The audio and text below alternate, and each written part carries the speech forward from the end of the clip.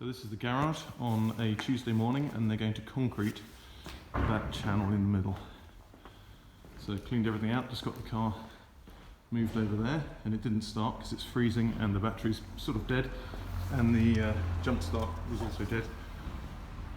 But yeah, that should be concreted by the end of the day, which is really cool because that means the car can sit finally flat rather than sitting half in this hole.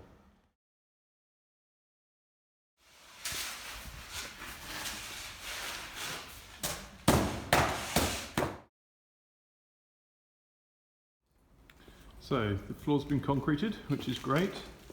It's just been covered up with this tarpaulin because it's so cold in here, and that seems to be what's left over from the concrete mass. So there's the car down there. So I've got to actually just clear all this stuff up, get somebody to move that thing with a forklift, I dare say, and then get that door open because apparently there's a very strange knack to it, and then just clear up this a little bit. I was anticipating doing it now, but that's not going to happen, so we'll just have to do it another day. But anyway, getting there. Be a big difference working on a level ground. I'll be also be able to get the Porsche in here as well and do some work on it, so looking forward to that. Okay, so it's Sunday and I've just popped up for a couple of hours work on the Land Rover, and they have completely finished the floor of my garage, which is looking really good. There was about a 2-inch, well, I know about a 3-inch drop just in the middle here, all the way along, which made it pretty much impossible to work on the Landy, but they have done that now. They've also put in a ramp, which is even more useful, which means I can get my Porsche in here as well, because there's easily enough space. So I'm really pleased with that. They've also tidied it up pretty well.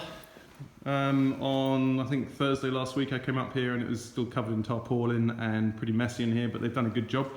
I just need to move all of my stuff back to see where I want to put that, and I'm going to take out the Landy hopefully today, and there's a knack to opening that door.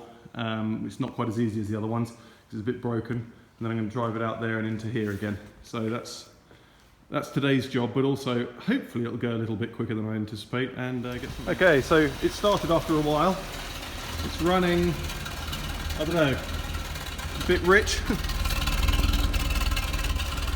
It stinks. But anyway, it started. It hasn't been driven for ages, but it started pretty well. So I'm now going to drive it out of there.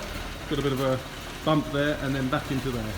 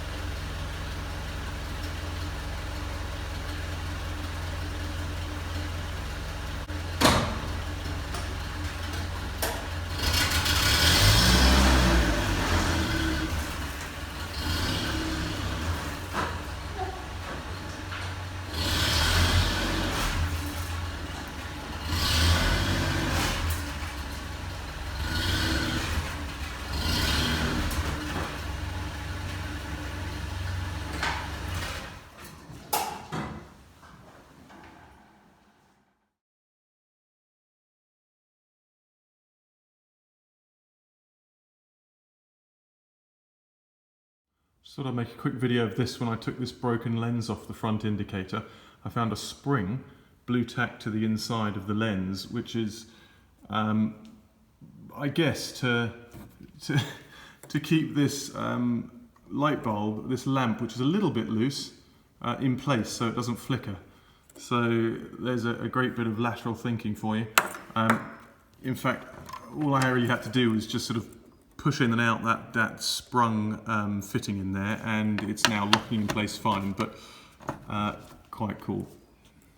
Okay, so I'm looking at the wings of the car, and I'm just making some preparations because the mud shield connecting piece is totally rotted away, so I'm gonna probably buy some lost head, I think they're called lost head or countersunk rivets, which don't have, just have a flat head on the top, which I think you have to put in with a hammer, and a sort of like an anvil device on the other side, just so it sort of flattens them. I said I probably wouldn't do any bodywork, but as I've started looking around, I thought I'd take some of the big dents out and sort of trying to regain some of the form of this wing. So I really like this shape of this wing here. I mean, it's by no means perfect, but it was a huge dent in there, and actually it's sort of getting there. I could probably do quite a bit more work on there, but I'm literally using some really crude methods because I haven't got any bodywork tools. So this is actually working quite well, this huge 32mm spanner. You sort of hit from the inside and it sort of rounds, it follows the shape of the inside wing, so that's been working quite well. Bit of corrosion down here. I might end up painting these, I don't know. See how well this bodywork turns out. I'll start filing it back a little bit. But otherwise, this I've ordered some new headlights from Paddocks, they're left-hand drive versions. This one's not too bad, but if you look at this one, which is the near side, it's completely eaten away. So I've measured this off, and what I'll do is I'll just take the measurements of these holes and then just cut the rot out, and then just put a rivet, a section on the back. Yeah, but otherwise, there's some pretty bad damaged parts here, but I'll probably, I mean they've been repaired before, but I'll probably just do the same thing really. Here there are some pretty bad holes, but I'll just put larger washers on them, and that should be fine, because obviously if I start buying new wings, that's really running into lots of money. So, but otherwise, I think I'm going to leave it there for today. I'm really pleased with my new workshop floor, and it makes a massive difference here. I've also got these lights from work. They're stored in this this sort of barn really. So I just use everything, which is very useful. So yeah, making small steps forward. Quick video on the gearbox. Having rebuilt it, and when I drove the car for the first couple of times, I realised on changing from first to second there was a bit of a grind, and also on deceleration there was a bit of grind. So what I've done is this is the reverse shaft here, which goes down into the reverse idler there, which is a small cog which is just down here. And what I've done is I've loosened this off here, and I've brought it forward as far as I can, just to bring it away from the second gear hub, because I was told by somebody who knows that that's something that can happen. The only thing is this shaft here has a slot cut out of it, which stops this from sliding up and down, so you can only move it a fraction of an inch, maybe 2 or 3 millimeters. You can actually see here where I've moved it from. So hopefully that's going to be enough. So I'm going to put it back together. I'm going to leave the floor up like this, and to drive it, just because if it happens again, then I can get back to it. But actually, if it does happen after this, there's not a huge amount I can do.